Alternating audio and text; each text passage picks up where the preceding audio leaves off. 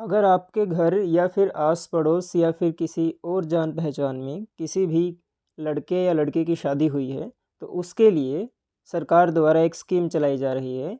चाहे वो लड़का हो चाहे लड़की हो, दोनों को ही वित्तीय सहायता सरकार द्वारा उपलब्ध करवाई जा रही है।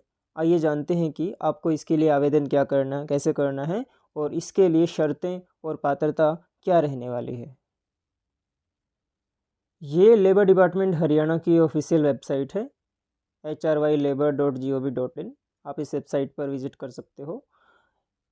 इसके लिए आपका लेबर डिपार्टमेंट हरियाणा के अंदर पंजीकरण होना अनिवार्य है, यानी कि आपकी लेबर कॉपी बनी हुई होनी चाहिए और इसके अंदर कोई भी जाति, धर्म या इनकम का क्राइटेरिया नहीं होता। कोई भी व्यक्ति जो कि निर्माण श्रमिक है वो ये मजदूरी की कॉपी या लेबर कॉपी बनवा सकता है। अगर आपकी कॉपी बनी हुई है तो आप इस स्कीम का लाभ उठा सकते हो। अगर नहीं बनी हुई तो पहले आप कॉपी बनवा लीजिए, उसके बाद आप इस स्कीम का लाभ उठा पाएंगे। सबसे पहले मैं लड़की के लिए बता देता हूँ। अगर आपके घर से लड़की की शादी हो रही है तो उसको 1,01,000 रुपये की वित्तीय सहायता दी जाएगी, जो कि 2 हिस्सों में दी जाएगी। सबसे पहले तो आपको आवेदन करना पड़ेगा शादी से पहले।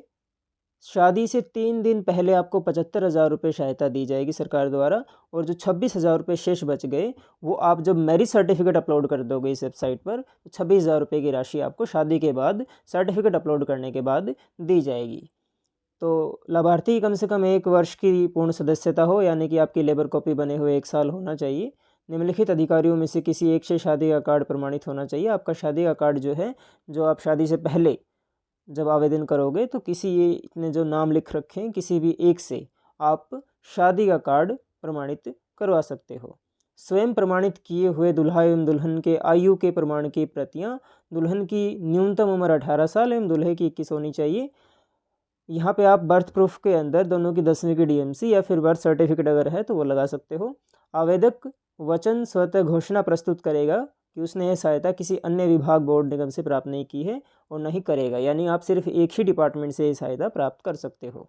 यह प्रस्ताव है कि स्वीकृत की गई 75,000 रुपये की राशि को विवाह से कम 3 दिन पहले लाभार्थी के आधार लिंक खाते में DBT के माध्यम से स्थानांतरित किया जाएगा और शेष 26,000 रुपये विवाह और विवाह प्रमाण पत्र अपलोड करने के बाद स्थानांतरित किए जाएंगे।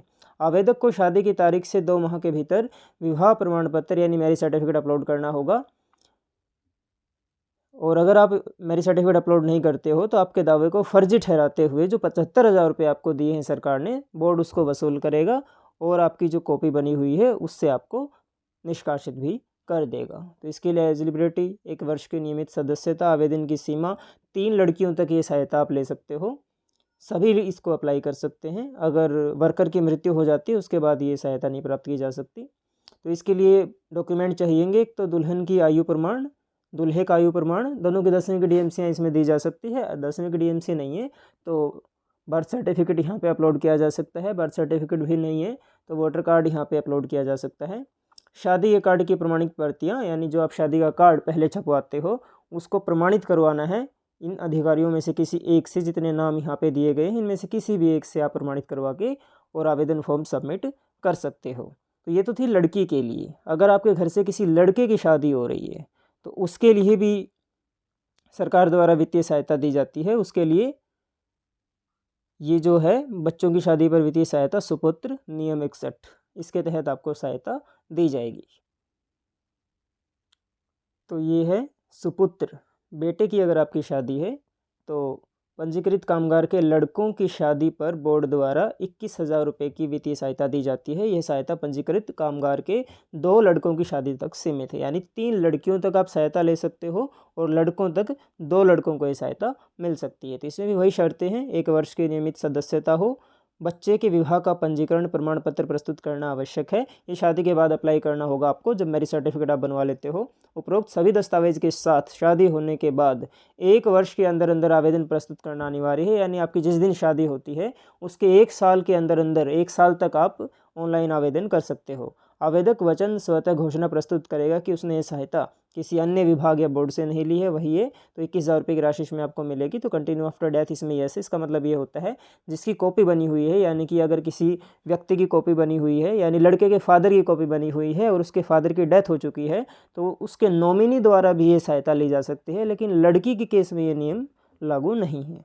अब बात करते हैं कि अगर आपकी स्वयं की कॉपी बनी हुई है और आपकी स्वयं की शादी हो रही है तो उसके लिए भी एक शादी होती है, उसके लिए भी एक नियम है।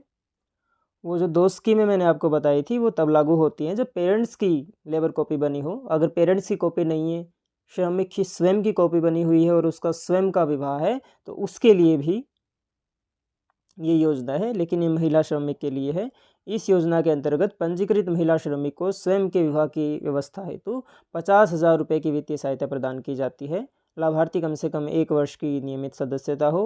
विवाह का पंजीकरण प्रमाण पत्र अनिवार्य है, यानी ये भी शादी के बाद आप अप्लाई कर सकते हो और वही किसी और बोर्ड से आपको ये योजना नहीं ले चुकी हो और डेथ के बाद ये जारी नहीं है। इसके अंदर 50,000 रुपये का आपको लाभ मिलेगा और डॉक्यूमेंट इसमें चाहिए मैरिज सर्टिफिकेट। तो अगर आपके पास ये सभी डॉक्यूमेंट्स हैं तो आप इन योजनाओं के लिए अप्लाई कर सकते हो और इसके अंदर कोई भी कास्ट, रिलीजन, जाति, धर्म या फिर कोई इनकम का क्राइटेरिया नहीं है। जो भी निर्माण श्रमिक है वो इस योजना के तहत अप्लाई कर सकता है अगर उसकी लेबर कॉपी बनी हुई है तो। और अगर आपकी लेबर कॉपी नहीं बनी हुई तो पहले आप लेबर कॉपी बनवा लीजिए। लेबर कॉपी बनवाने का जो प्रोसेस होता है वो 2 से 3 महीने का होता है।